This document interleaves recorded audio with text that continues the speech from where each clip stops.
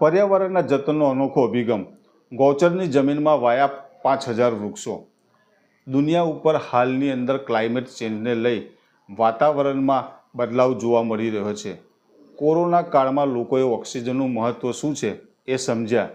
જે ઓક્સિજન કુદરતમાં આપને વૃક્ષો દ્વારા મળે છે, પરંતુ આજે જે રીતે જંગલોની સંખ્યા ઘટી રહી છે, જેને લઈ દુનિયા ઉપર ગ્લોબલાઇઝેશનની અસર જોવા મળી રહી છે, ત્યારે કરજણ તાલુકાના નાનકડા એવા ગામ સંભોઈ ગામના યુવા સરપંચ દ્વારા પર્યાવરણના જતનને લઈ અનોખો અભિગમ અપનાવી તો જોવા મળી રહ્યા છે। સરપંચ દ્વારા વન વિભાગના સહયોગથી ગામ પંચાયતની ગોચર જમીન ઉપર 5000 જેટલા વૃક્ષો ઉગાડવામાં આવી રહ્યા છે।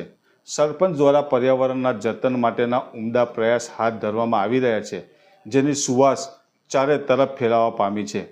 આવી જ રીતે લોકો જાગૃત થાય તો આવનાર પેઢીને શુદ્ધ ઓક્સિજન મળે અને ગ્લોબલાઇઝેશનની અસરને કાંઈક અંશે આપને ઘટાડી શકીએ।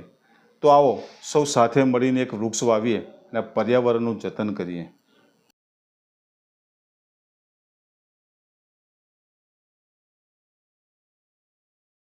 રોજ અમારા સંભોઈ ગામના ગૌચર પડતર વિસ્તારમાં વૃક્ષારોપણની કામગીરી હાથ ધરવામાં આવી છે।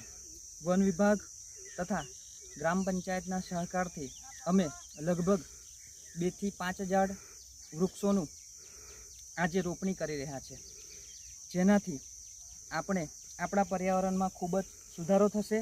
તેમજ અત્યારે જે ગરમીનું ટેમ્પરેચર ખૂબ જ વધી રહ્યું છે, તેમાં આપણે જાગૃત થઈશું, ગામે ગામ આ રીતનો પ્રયત્ન થશે તો પર્યાવરણમાં આપણે વધતા ઓછા અંશે સુધારો કરી શકીશું।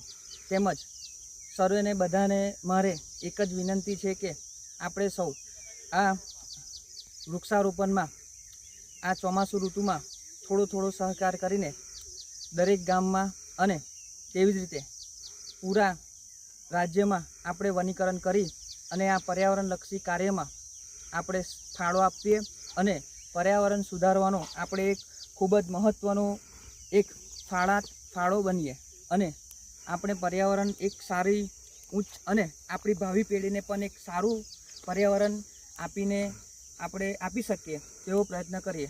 ભારત માતા કી જય।